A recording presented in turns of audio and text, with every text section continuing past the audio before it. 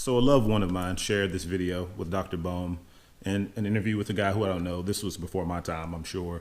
But he did a great interview. He had a great interview where he's talking about some things that I really talk about on this channel that I profess. And clearly I don't have the credentials of a world-renowned genius physicist, Bohmian mechanics, pilot wave theory. I'm more of an Everettian guy myself when it comes to quantum mechanics. But what I really appreciate from Dr. Bohm is, number one, he's a stand-up guy. I mean, he stood by his principles when he was pressed on his political beliefs, and he didn't rat out his friends. You can't knock him for that, no matter what you believe in your political ideology, right?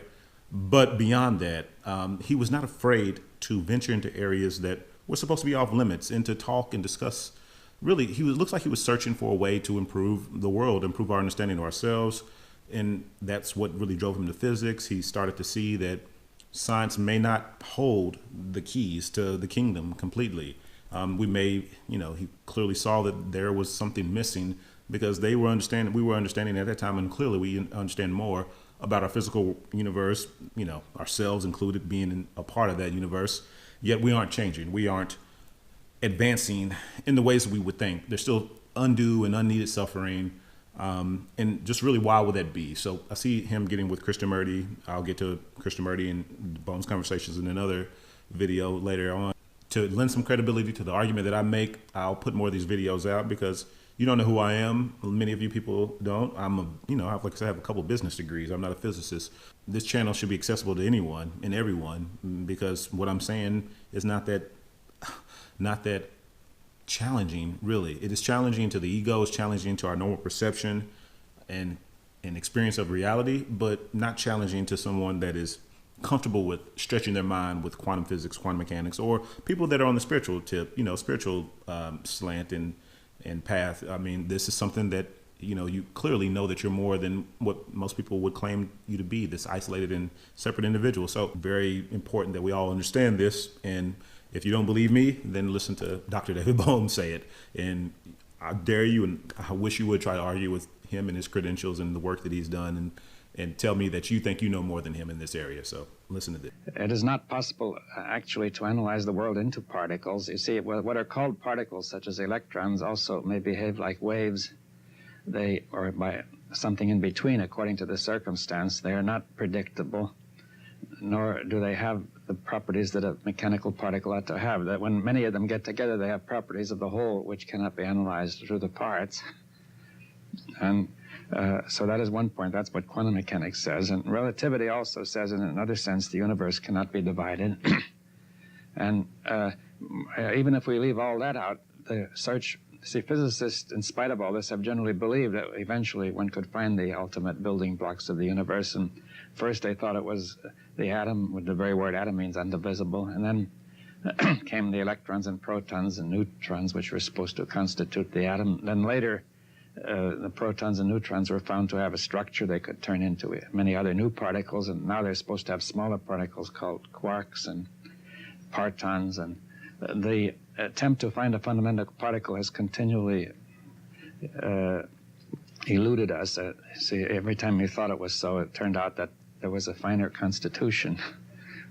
And also, we have these properties of wholeness to say that the very entities we discover cannot really be understood as particles anyway. We were supposed to consider the world made of particles. The particle that we begin with has a small extended object like a tiny billiard ball. You find that the theory of relativity says it cannot be that. And also, the particle was supposed to move continuously, causally, its future determined, and locally, in the sense that each particle existed in its own space, independent of the others, just interacting mechanically. Right? Now, the theory of relativity made it impossible to hold to the idea of a particle because if you imagined it to be like a billiard ball, this would contradict the theory of relativity. It would mean an impulse could be transmitted across the particle faster than light, and that would contradict the theory of relativity. So there were no particles. It was not possible to say the world was made of particles. And to avoid that, physicists went to the idea of a particle of zero extension, a point, a mathematical point. But that led into further contradictions of infinite fields, which have not really been resolved. And the third point is that quantum mechanics shows that the idea of entirely local properties of particles breaks down, that there are peculiar relationships between particles, which are really present both theoretically and proved in experiment. that cannot be understood as a causal connection across the space.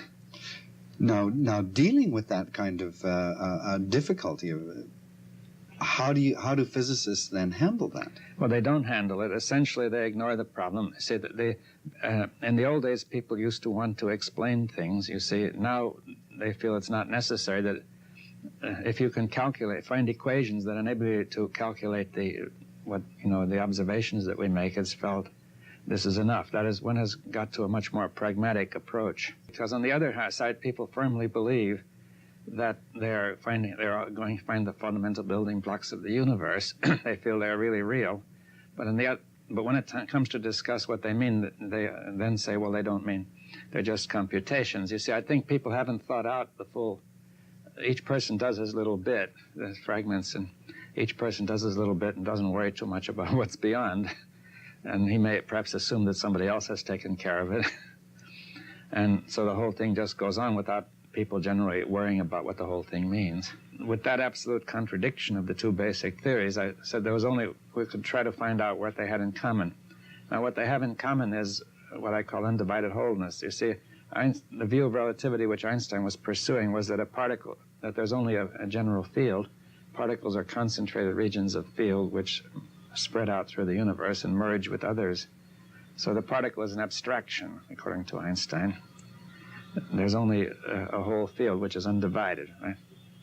All right. And that's the undivided wholeness is what characterizes that theory. Now, quantum mechanics, in a very different way, comes to the same thing, because it says energy exists in the form of indivisible quanta, and the entire movement of the universe is made up of unbreakable, indivisible links, you see, and which include the observer and the observed. See, it includes us as well as the atom we're looking at. And so relativity and quantum theory both agree on that. So I said that would be the starting point, to start from the whole and to say the parts are abstractions from the whole. They have no independent existence. Now, I think you can get a simple image of that if you look in water and see a whirlpool or a vortex. See, it looks like an entity, but it isn't. It's nothing but a constant pattern of movement in the water. If you put another whirlpool in, the two penetrate each other, merge, and produce one new pattern. They do not produce two separate whirlpools interacting. And we want to say suppose the atoms are that way. That's a very rough picture, but it gives you an idea. The electrons, the protons, the entire universe is built that way. As the field spreads, you can see immediately the field spreads. See, light is also carried by this field, so the entire universe is connected through that field. Electric fields, light, various forces are gravitational forces. And so that space is merging with matter. Matter, in that view, is a certain property of that space, which is a bit more concentrated or something. Okay, but you implied there that there is a wholeness. Yes. And yet it seems to me that certainly I have the conceit to think that I'm an individual, that I have my own uniqueness and individuality, and I run around, and what I do here has no real connection with anyone else. Well, that's an abstraction. You see, if you just think a little while, you'll see it can't be true what you've said. You see, you're surrounded by air, water, and so on. And if you were not surrounded in that way, it wouldn't last very long. Now, also, you're surrounded by people who feed you and keep you alive, and also give communications which keep your mind going. And a person totally isolated would never even be human, right? Now, so I think just a little observation shows that view is not really true, that at best it holds as an abstraction. Things which seem to exist independently are merely manifestations of something much deeper.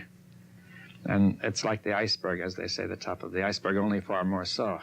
The notion of us as individual, separate, isolated things, beings, it's no longer defensible intellectually, not based on physics. We understand everything resolves down to quantum fields of energy, and whether it's piecewise linear manifolds, loop quantum gravity, or what have you, it's likely not what people seem to be pressing toward. It seems to be resolving to a single substrate, single essence or substance or support of all existence. Some people claim it's consciousness. Some people claim it's mind, whatever you want to call it.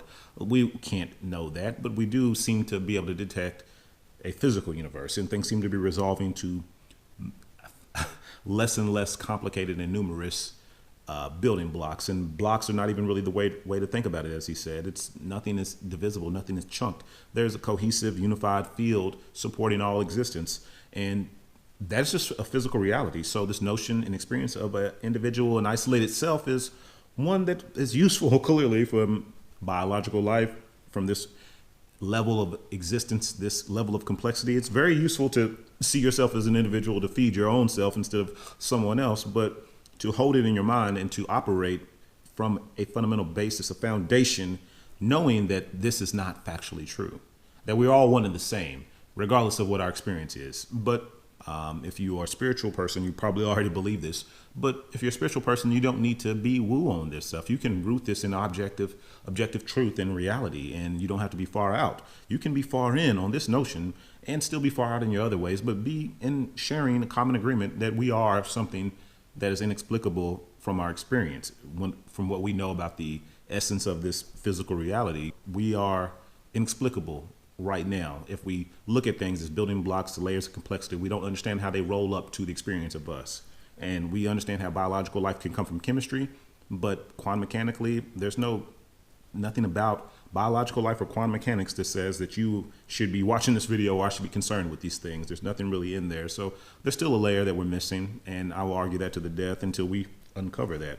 But it's really good to hear someone like Dr. Bohm. Like I said, I made a video about Sean Carroll, but I'll make some videos about other physicists who are breaking ranks and stepping out there and saying things that people need to hear, because people like me won't be taken seriously. The spiritual people will take me seriously, likely, maybe not, because I'm pretty hardcore and cut and dry on where to draw the line in what you can assert to be true and what you can know to be true. If it's only some experience that you've had and we can't share it objectively, then I don't deny you your experience. I'm just simply saying we can't project that to the rest of humanity. It's really good to hear someone as renowned as Dr. Bohm say this, and I'll just say David Bohm say this, because it's true, and it's more true than the notion of an isolated and disconnected individual. This experience is real and true as that, but fundamentally we are not that. And it's probably sensible to start accepting that. And if you have accepted that, you have to question and ask yourself, why do you not operate that? Why do you still have such animosity, pain, ego, suffering, when you know that fundamentally you resolve down into the universe, essentially? Why is that? Why does that continue? That's something that you may want to ask yourself and get to the bottom of. And we'll do that on this channel. I'll do that. I'll help you through that, because that's where I shine. In the physical world, there are people that can trump me in every other area of physics, clearly. But there's an area where I have an expertise where I'm probably not going to be outclassed, maybe as a speaker, but not in my understanding. So Dr. Bohm really drives it home in that. And it's hard to argue with what we know to be true about reality. It's hard to argue with it.